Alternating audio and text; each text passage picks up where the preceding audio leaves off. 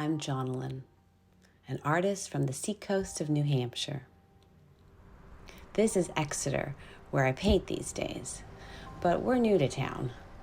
We left Steamboat Springs, Colorado in a big west to east relocation right in the middle of the COVID years. I was to learn about the variety of COVID-19 policies by the simple act of driving from Colorado to New Hampshire.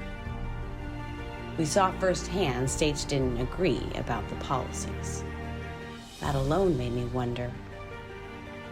Once we found a new home and grew some roots, I realized the best thing I could contribute to the people in my new community was my painting.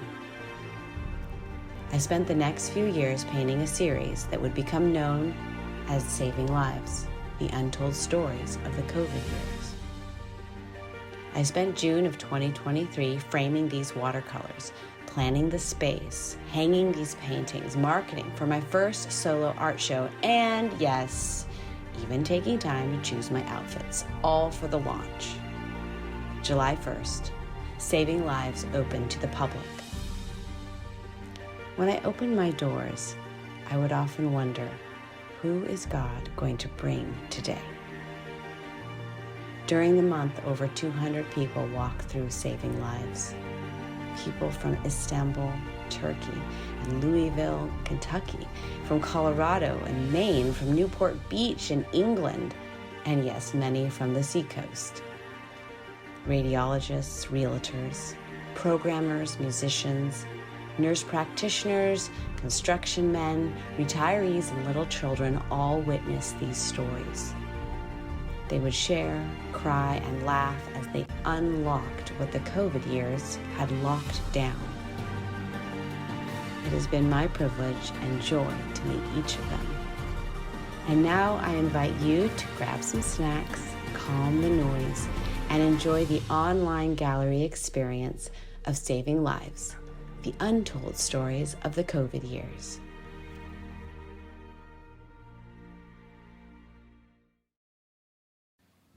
Welcome to Saving Lives, my watercolor exhibition walking you through the COVID years.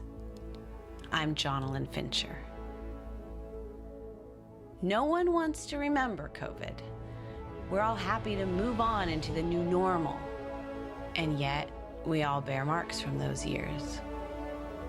How do we talk about those marks without anxiety strangling us? How do we gently awaken to what we have done to each other without shame twisting our stomachs? As an author, words welcome me into a safe, happy place. I've written books that healed me from past trauma. I've written sermons to teach audiences how to heal from spiritual abuse. But to process COVID, I found paintings could reveal what words could not. Painting the stories permitted me to plumb a deeper well of understanding. And what did happen to us? Our language reveals it. When COVID hit, we often mean punched or slapped as the lockdowns and bewilderment sliced across our lives. In 2019, I was living in Steamboat Springs, Colorado, with my husband and 2 sons. During the COVID years, we moved to New England and tried to find a new community. I studied the impact of COVID in these 2 regions, as well as in California, where I was raised. I began to paint what I saw. I noticed many people missing from the public narrative. These people honored me by sharing their stories and then permitting me to paint them for this exhibition. If you listen, you'll hear from real people. These are the scenes I would paint on my walls and teach my children to understand the COVID years. I admire these people as representatives of thousands of unsung and unseen heroes. During COVID, this slogan inundated all of us. Masks save lives. I decided to rely on the image of a mask as a metaphor for these years and all the regulations that came with them. After 20 years of nonprofit work, I'm confident that telling our stories saves lives in ways masks could not. Saving lives reveals the stories of what happened, not what should have happened. This exhibition is not complete. I continue to welcome underrepresented stories. If you think of a story from your COVID years that you'd like to share with me, simply contact me through my website, which will be offered with a QR code at the end of the film. I hope you will allow these paintings to remind you of your own story during the COVID years. I created this exhibition as an invitation to consider how much important reflection work is still necessary if we are to heal and move on from the pandemic and its policies. I'm grateful you're here. I look forward to your stories. Adaptation. Remembering hard times poses a curious challenge for us modern folks. Describing the extent of a traumatic experience must be developed after contemplation and careful listening to ourselves. But when do moderns contemplate? We all know the forces distracting us from recalling anything painful or meaningful long enough to notice deeply.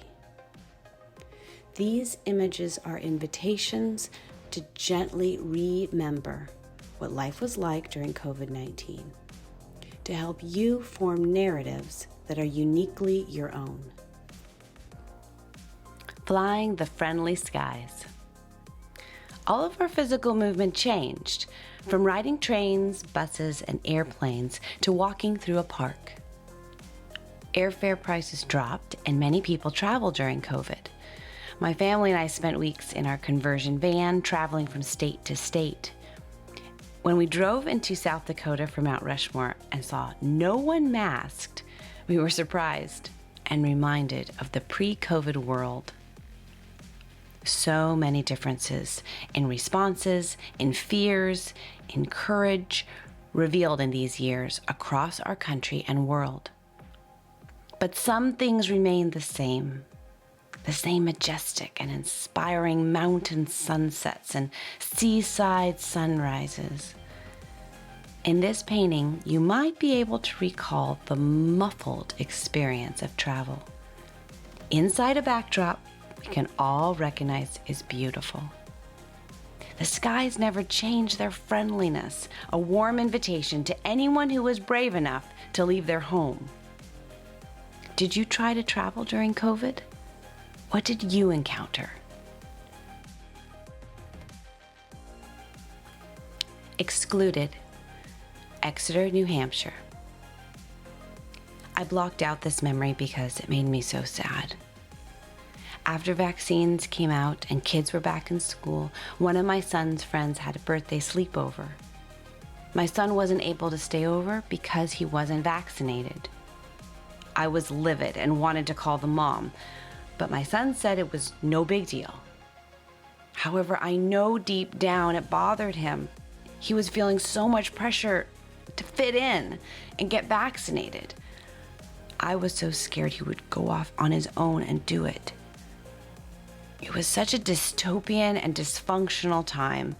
I pray that we don't experience anything like it again. Ann Sorber, Exeter resident.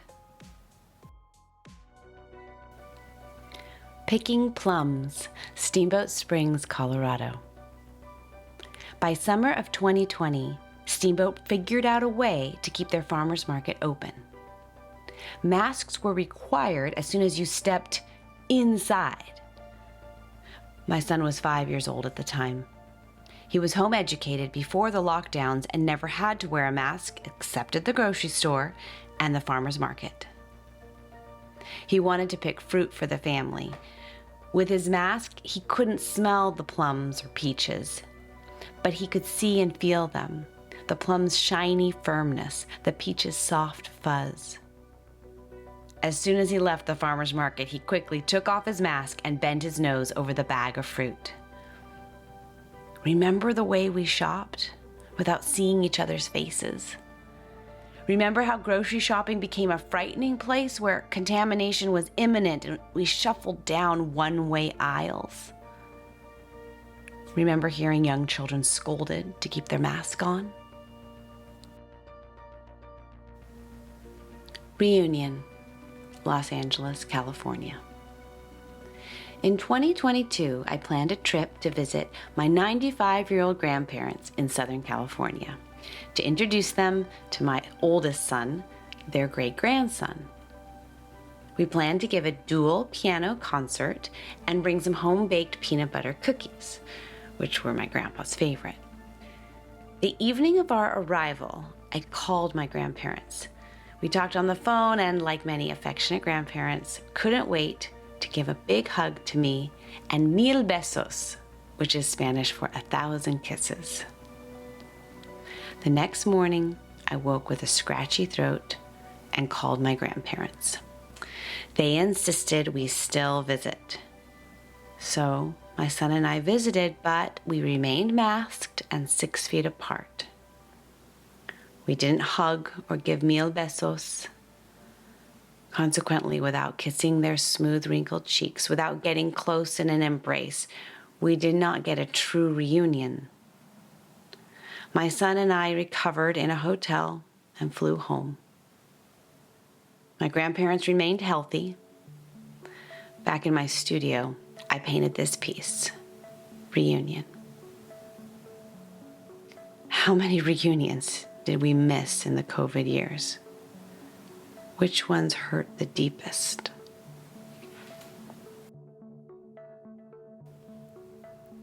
Will and Aviva's wedding day, Jerusalem, Israel. My fiance and I lived on opposite sides of the same neighborhood in Jerusalem. Having met a few months before COVID first struck, we fell in love while strict lockdowns were put in place.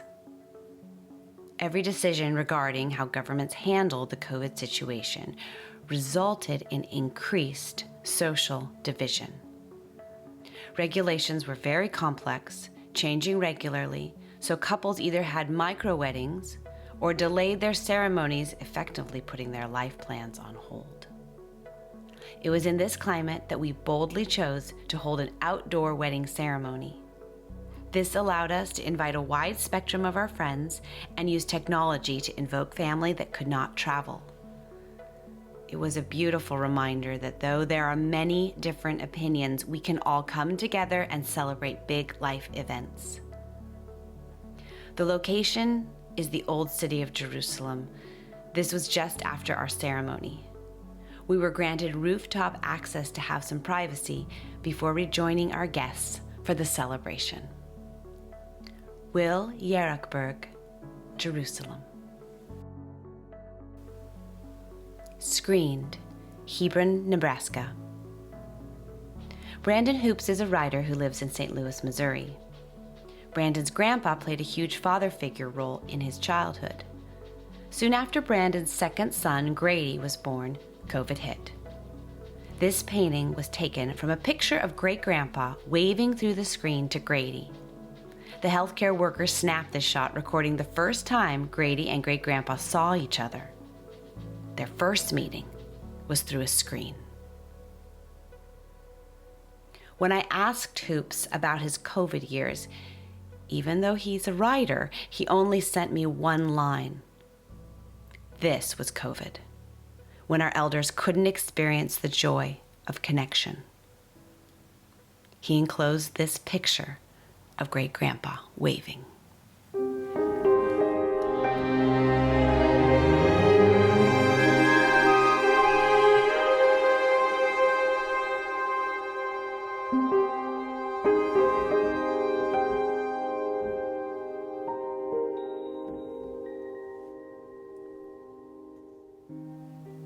Policy. We watched our in-person social rhythms exchanged for online interaction, and we tried to adapt. Remember drive-by birthdays and graduations? We all heard the orders, the mandates, and the expectations. Many of us grinned and bared it, trying our best to shelter at home and slow the curve. We did our best to stay cooperative. In the process, we watched scientific experts who spoke against the narrative, the masking, and the vaccines. We watched small business owners try to keep their businesses open, only to be fined or shuttered. We watched these people canceled on Twitter, banned on Facebook, and fired from their jobs. These images present the stories that many of us found too easy to ignore or dismiss as only fringe, conspiracy, fanatics. These images present the reality the pandemic policies created. We must face them if we are to understand the current divide in our country. Through understanding, we might save the lives of those we claimed we wanted to save. Sunday morning, Stowe, Vermont. Do you remember how governments closed churches, forbidding gatherings for in-person services? How synagogues were deemed health hazards because chanting and singing exposed more diseased particles into the air? Do you remember loved ones dying alone, buried without ceremony? Socially distanced funerals reached all the way to Her Majesty Queen Elizabeth. Many people's connections to worship and fellowship ended for the sake of safety. These were the years when churches created live stream or drive-in services and outdoor meetings. People gathered to worship in freezing temperatures, finding legal ways to connect. Many of us found our true families during this time. German pastor Tobias Riemenschneider, author of Resisting Tyranny, said, "Singing and worship was prohibited in Germany for 7 months. Good training to see whether you were actually courageous." Do you know anyone who stood up to the rules for a good reason? Did you break any rules that you know were right to break? Wait, please. Masks were easy to put on. Nearly all of us knew what it felt like to wear one. We all knew the slogan, "Masks save lives." We learned the types of masks that were better than others. People said, "It's so small, it's so easy, it's not a big deal." And we masked up. What did we gain by wearing a mask? We have heard that narrative for years now. What did we lose by wearing a mask? Did the mask's purpose shift from protection to social approval? Was the mask healthy for our children? Why was the science about mask research censored? How was mask wearing harder as time passed?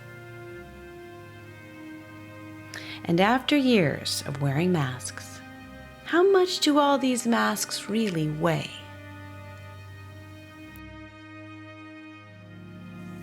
Cancelled. The Netherlands and Brazil. Dr. Simon Godek, biotechnologist at Wageningen University, published an academic paper in summer 2020, before a vaccine existed, exploring the usefulness of vitamin D to treat COVID. Soon after, Wageningen University received pressure to retract Godek's paper, while virologists worldwide inundated Godek's Twitter account. Refusing to back down, Godek began posting more scientific studies and questions on Twitter, tracing the funding for the COVID PCR test to Bill Gates. Initially publicly backed by his employer, after a few more weeks of pressure, Wageningen University dismissed Godek. Godek continued to share scientific studies on problems with the COVID narrative, asking pointed questions about mask efficacy, and doggedly following the paper trail. Twitter perma-banned Godic in June 2021 for targeted harassment, later changed to spreading dangerous medical falsehoods. Godic left the Netherlands to find work. He attempted to sue Twitter from Brazil. His lawyer met Twitter's 6 lawyers via Zoom and lost. Do you believe the social and governmental policies of canceling scientists like Dr. Godic contributed to health during the COVID years? Dr. Sheila, MD, Steamboat Springs, Colorado. Dr. Sheila Fountain has practiced medicine for 20 years across 2 cities in the Rocky Mountains. Voted Best of the Boat pediatrician in Steamboat for several years, she's also served as doctor for my 2 boys. Dr. Sheila said practicing medicine during COVID was like having a hand covering her mouth. She created the idea for this painting and modeled the pose. This image has been her COVID-19 experience. And because of the medical administration's authoritarian position of silencing doctors' concerns over the vaccine for children, she has transitioned out of traditional pediatric care. Do you personally know any doctors who have reservations about giving the vaccine to children? If so, what have you learned from them? If not, consider learning more at Brownstone Institute, whose purpose is toward a better understanding of essential freedoms, including intellectual freedom and free speech, and the proper means to preserve essential rights, even in times of crisis.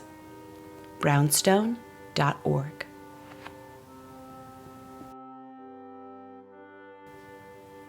Self-portrait with COVID-19, Exeter, New Hampshire.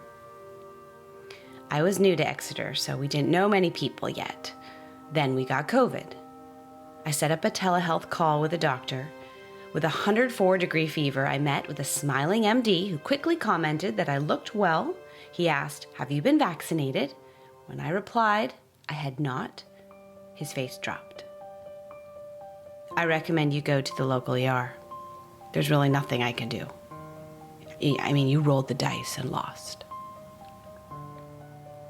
Shaking from that meeting, trying to advocate for my health while fighting the disease, I processed the call with my husband.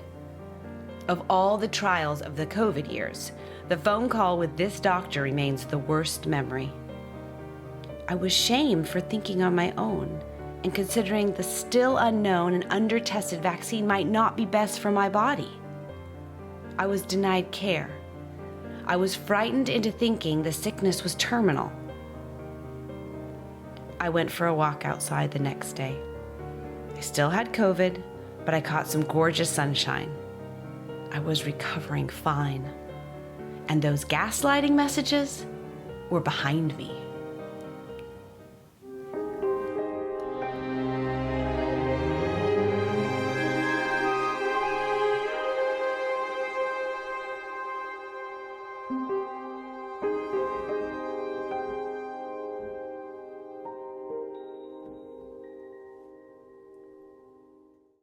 The toll.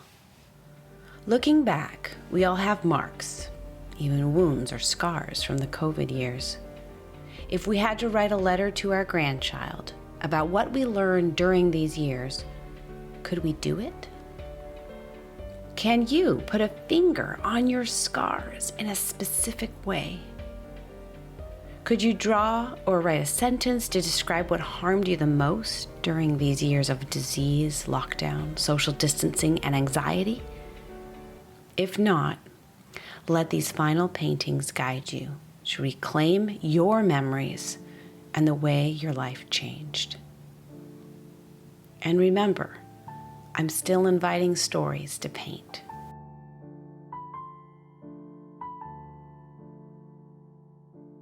Begin the hard but needed work of wrapping language around your experience.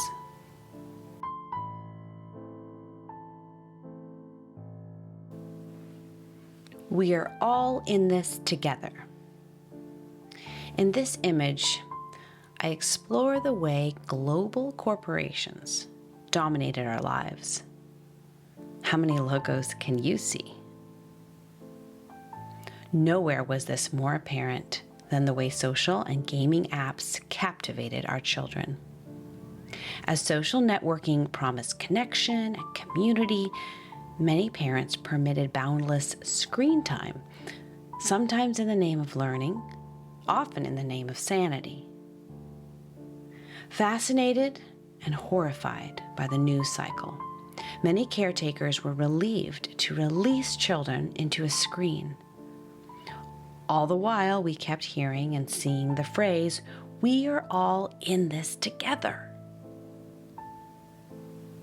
as we huddled quickly past each other and hid in our homes, often isolated from each other and glued to our screens. The phrase was as ironic then as it is now. Did we really mean everyone? Even the children? Even small businesses that regulations closed? Even the elderly or the poor who didn't own screens? Even all of us forbidden from mingling? If so, how were we together? Was this phrase a comfort to you? Is it now?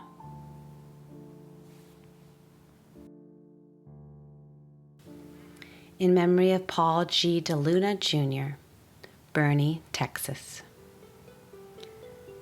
During my last conversation with Paul, he had contracted COVID-19 and was lying in a hospital, waiting for a bed in the ICU.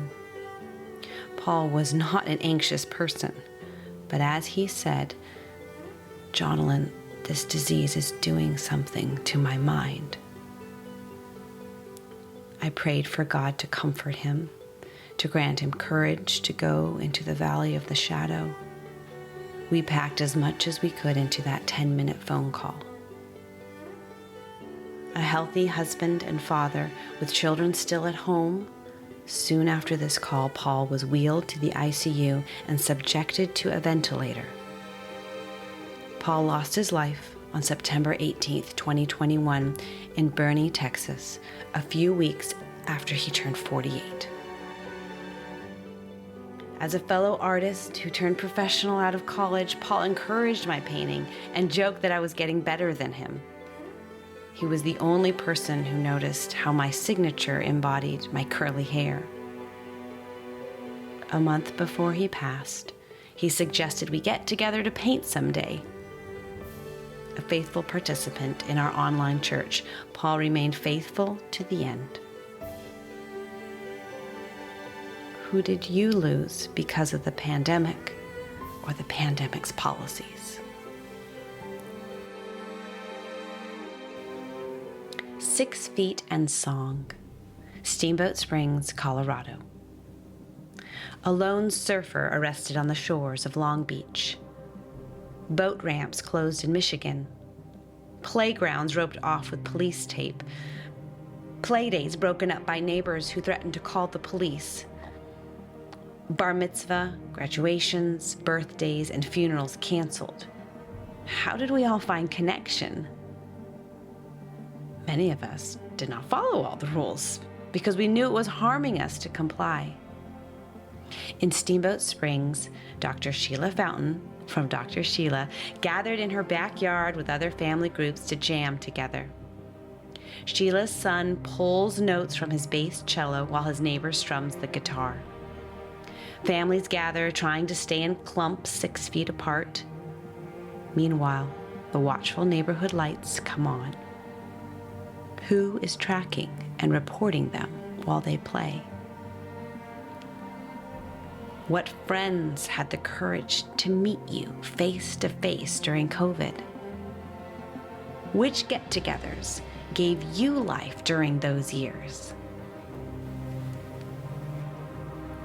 Good parents.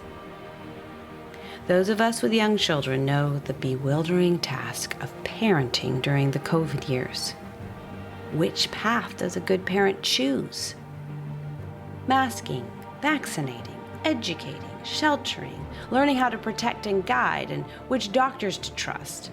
Navigating the data and pandemic policies became a minefield. What would a good parent do? In the name of safety, so much appeared to threaten our children's development. In the name of being together, we were separating them from their friends. In the name of saving lives, we put their futures at risk. And we were in charge, with as much grit and research as we could muster. Do you remember how solitary the road felt? Most importantly, do you remember the friendships and ideas that guided you to walk courageously, even if your heart thudded in your chest? First meeting, Hebron, Nebraska. You've already seen the screen wave between Grady and Great-Grandpa Hoops. Now, the policies and regulations were lifted so that Grady could hug his great-grandpa. Notice the pale skin on Great-Grandpa's hand. Notice the difference in age between Grady and Screened and in this first true meeting. 2 years doesn't seem like much until you see a child. When you miss ages 1 to 3, a lifetime seems to have slipped beyond your grasp. The pose was taken from a photograph of this first meeting. Nothing was altered. Great-Grandpa is bending toward Grady to listen to his story. There will be dozens of more stories to tell. Do you remember the first time you saw and hugged the people that pandemic policies prevented you from seeing? What was that reunion like?